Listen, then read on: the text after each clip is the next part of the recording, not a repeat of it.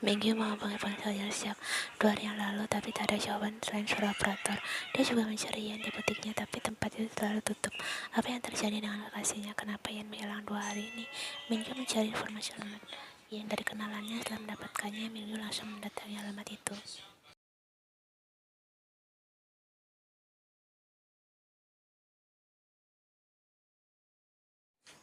Rumah Ian tampak sepi. Dia menekan bel berkali-kali, tapi tak ada respon. Akhirnya Minggu memutuskan pergi dan akan datang kembali besok.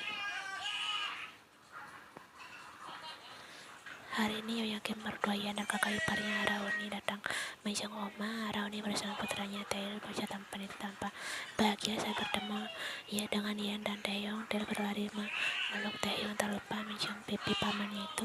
Ian mencubit hidung Tail lembut. Bocah itu juga memberinya ciuman di pipi.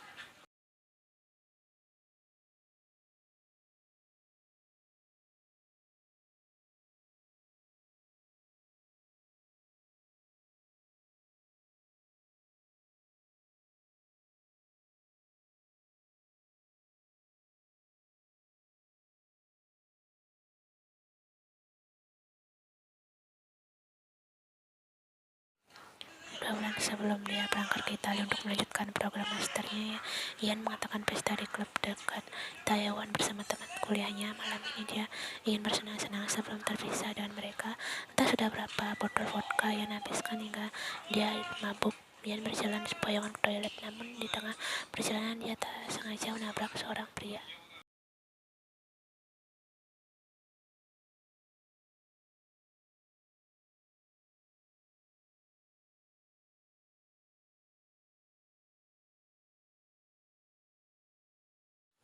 Siapa yang melihat Ian sekarang? Taeyong yakin akan langsung berpikir untuk membawanya ke ranjang.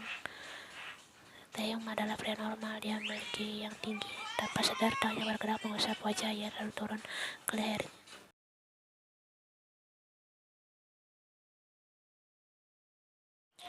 Hilang Ian dalam tidurnya. Taeyong sungguh sudah tak tahan. Dia merasa sudah memberontak ingin keluar. Taeyong pun menunjukkan mobilnya menuju hotel mewah terdekat dan bawa Ian masuk ke dalam VIP room yang dipesannya.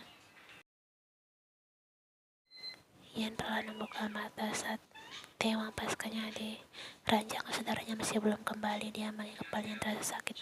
Taeyong hanya menatap gadis itu sembari membuka jas yang dia kenakan, lalu menatap Ian yang terbuka. Dia menegak salivanya. Dia sudah tak tahan.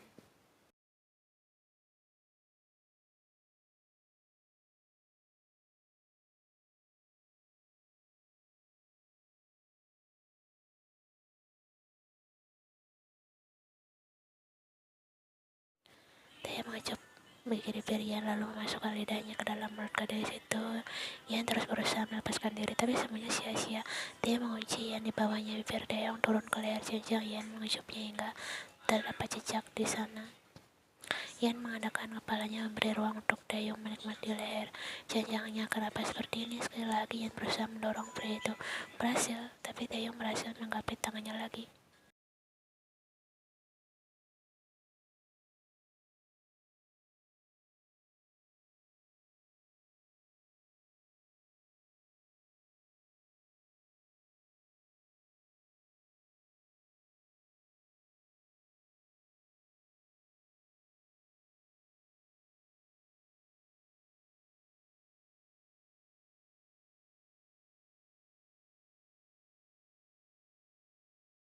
Dua jam berlalu, lalu mereka saat mendapatkan puncak bersamaan. Taeyong pun menjatuhkan dirinya di samping gadis itu. Siapa namamu? Tanya Taeyong sembari mengatur nafasnya. Kau menikmati tubuh gadis yang bahkan tidak kau ketahui namanya. Dasar pria brengsek. Ian menahan air matanya. Taeyong beranjak dari ranjang, mengambil tas milik Ian dan melihat dompet gadis itu. Dia menemukan kartu identitasnya Ian.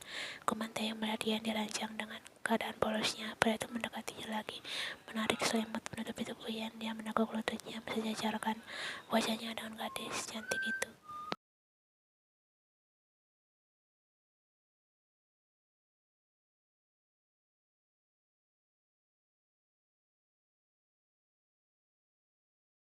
Taeyong tak tega melihat wajah terluka Ian. Dia yakin gadis itu adalah gadis baik-baik, bukan jalan yang sering dipesannya setiap hari. Taeyong merasa bersalah sudah mengambil Sebelumnya, Taeyong sudah pernah merasakan bercinta bersama gadis, dan tadi adalah pertama kalinya dia merasa sangat puas dengan kegiatan itu.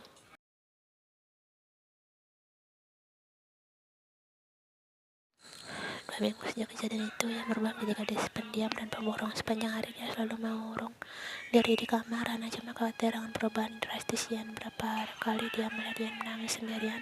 Ian menatap flashback bergaris 2 yang menandakan dia positif hamil. Tangannya bergetar, dia menangis lagi dan ambruk di lantai.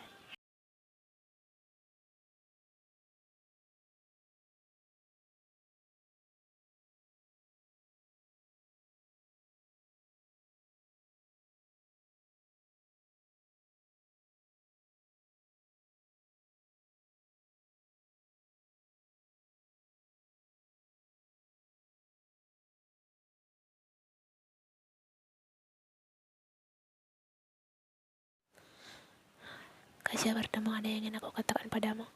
Baiklah, jam 7 malam di restoran es. Taeyong sudah menunggu Ian di restoran yang dijanjikan. Setelah 15 menit menunggu, Ian akhirnya datang dan duduk di depannya. Ian mengeluarkan suatu dari tasnya dan memberikannya pada Taeyong. Taeyong menatap benda itu. Tahu ini akan terjadi, apa yang akan kulakukan? Aku sudah menyerah dan impianku. Kau sudah merusak semuanya. Kau sudah merusak masa depanku. Hidupku hancur. Apa aku harus menunggu? Tanya Ian menatap Taeyong tajam. Jangan lakukan itu. Aku akan bertanggung jawab. Aku akan menikahimu. Jawab Taeyong meminta pada Ian agar mengungkapkan. Bagaimana bisa aku menikah dengan pria yang tidak aku cintai? Kau jangan bertanggung jawab. Aku mau jangan. Anak itu tidak bersalah. Ini semua salahku. Kita bisa menjaganya bersama dan belajar saling mencintai. Taeyong berlutut di depan Ian, menekan rasa gengsinya demi mempertahankan anak yang ada di perut gadis itu. Taeyong merasa bersalah, tapi bahagia secara bersamaan saat tahu jika Ian, gadis yang minggu yang lalu datang bawa darah dagingnya. Taeyong ingin memiliki bayi lagi. Dia ingin membesarkan anaknya. Baiklah, kita akan menikah. Setelah anak itu lahir, aku ingin bercerai. Tapi Ian memberi penawaran, terserah nanti anak yang dikandungnya sudah lahir, dia atau Taeyong yang akan membesarkannya. Dia tidak masalah dengan itu. Ian hanya ingin bercerai dari pria itu setelah dia melahirkan. Ian tidak mau tinggal bersama pria bajingan yang sudah menghancurkan masa depan.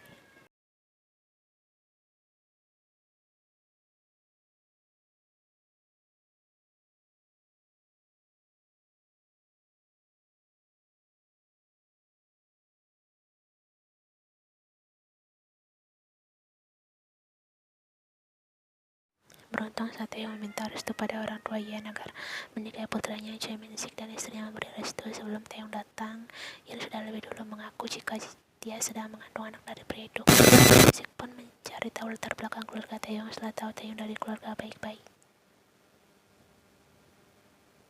Choi Min-sik akhirnya memberikan restu. Tak mau Ian melahirkan anak tanpa ayah. Begitupun dengan keluarga Taeyong. Kim Yo-han dan Kim Hana memberi restu pada Taeyong. Tak peduli Ian berasal dari keluarga apa, yang penting adalah putranya mau bertanggung jawab atas apa perbuatan yang dia lakukan.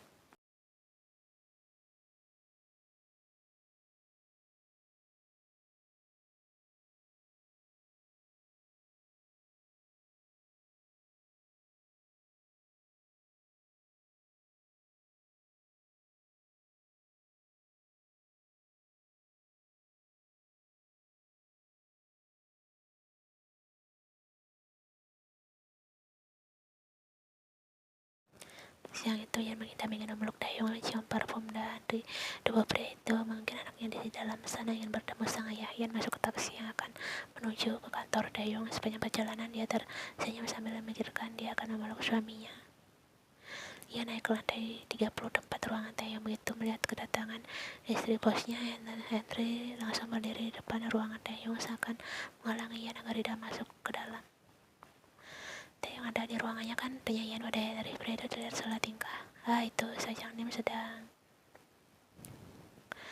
Ian mendorong Henry saat pria itu sedang berusaha menjelaskan di mana Taeyong, lebih tepatnya sedang mencari alasan agar Ian tidak masuk ke ruangan itu. Ian mendobrak pintu Taeyong.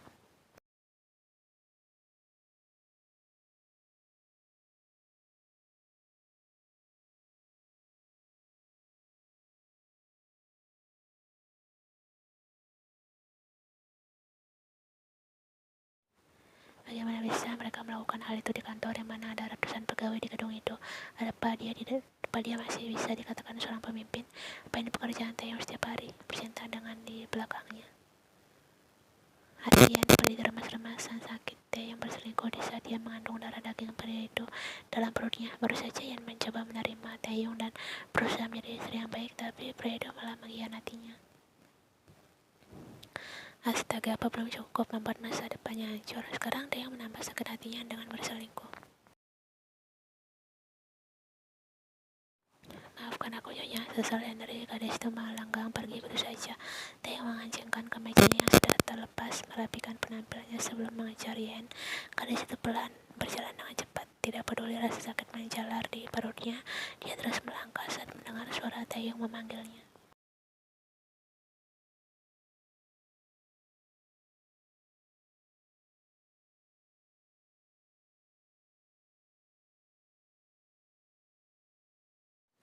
Sepeda motor berkecepatan tinggi melaju di depan Yen dan menyenggol gadis itu membuat Yen terjatuh. Darah mengalir. Yen pun bernangis kesakitan.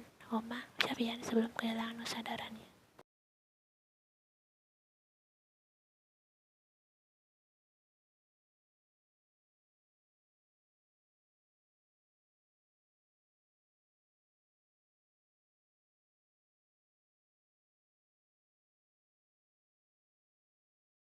Ini semua karena dirinya. Yen yang lemah karena dirinya. Andai saja dia bisa menahan nafsu binatangnya, semua ini tidak akan terjadi. Maafkan aku, ini semua salahku, ucap Taeyong lirih. Yen pelan membuka matanya, dia merasakan sakit di seluruh tubuh sampai kepalanya. Gadis itu menoleh saat mendengar suara isakan Taeyong di sebelahnya dan mengedarkan pandangnya di ruangan. Di sana semua keluarganya sedang, termasuk keluarga Taeyong, mengerubuinya.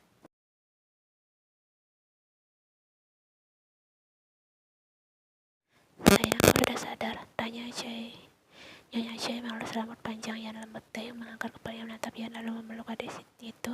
Dia menangis meminta maaf pada istrinya. Yan langsung melepas pelukan Taeyong, merasa tubuhnya lebih ringan. Yan pun mengusap perutnya yang sekarang rata. Apa yang terjadi? Gumam Yan dingin menatap Taeyong dan bertajam meminta penjelasan atas apa yang terjadi saat dia tak sadarkan diri. Kita kehilangan bayi kita, kau keguguran, maafkan aku minta maaf, ini semua salahku. Taeyong kembali memeluk Yen, wajah Yen datar tanpa ekspresi. Dia sudah kehilangan buah hatinya, dunianya terasa hancur berkeping-keping, dan dia rasakan tidak pernah puas mengerjainya.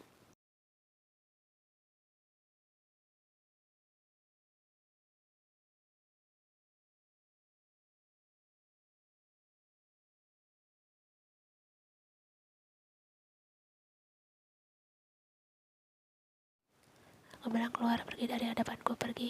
Teriak Yen mendorong Taeyong. Dia sudah jijik dengan pria itu. Dia muak melihat pria itu. Sekali lagi Taeyong telah merusak kehidupannya. Nyonya Kim menarik putranya. Semua orang pun meninggalkan Yen sendirian.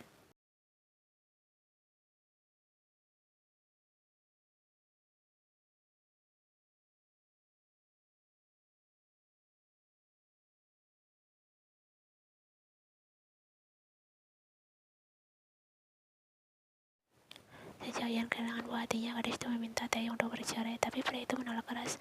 Dia tidak mau bercerai saat itu. Taeyong yakin rumah tangganya masih bisa mereka perbaiki bersama. Dia akan menembus semua dosanya pada Yen. Dia akan mempertahankan pernikahannya bagaimanapun caranya, tapi semua yang direncanakannya tak berjalan lancar. Yen semakin membencinya. Gadis itu tak mau berbicara dengannya. Setiap kali Yen membuka mulutnya, hanya pertengkaran yang terjadi.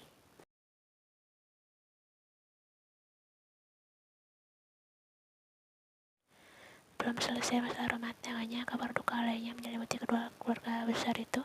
Saat Taeyong dan ayah bermain golf, tiba-tiba saja Choi Min-sik merasakan sakit di dadanya. Pria berbahaya itu kehilangan kesadarannya dan segera dibawa ke rumah sakit. Taeyong langsung menghubungi Yen dan keluarganya agar datang ke rumah sakit saat itu juga.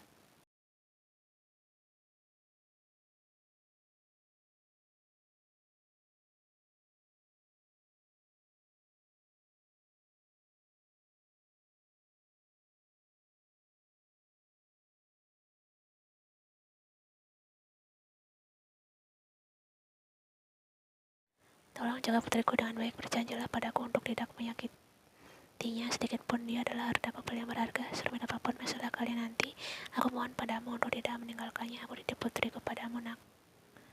Itulah kalimat terakhir yang disampaikan ayah Yen padanya. Choi Min Sik meminta Taeyong berjanji untuk tidak menyakiti dan meninggalkan putranya.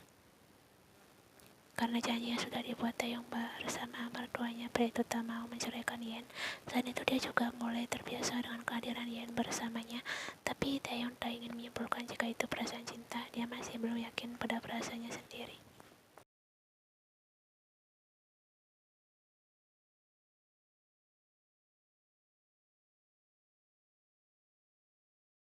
Jadi kapan kalian akan memberi kami susu? Oma sudah tidak muda untuk menunggu susu lebih lama lagi. Pertanyaan ibunya memecahkan lamunan Yen. Taeyong menggapit tangannya dan menggenggamnya erat. Kami tidak berusaha Moni, jawab Taeyong. Yen menatap Taeyong lekat seolah menyampaikan agar berhenti mengucapkan omong kosong di depan ibunya.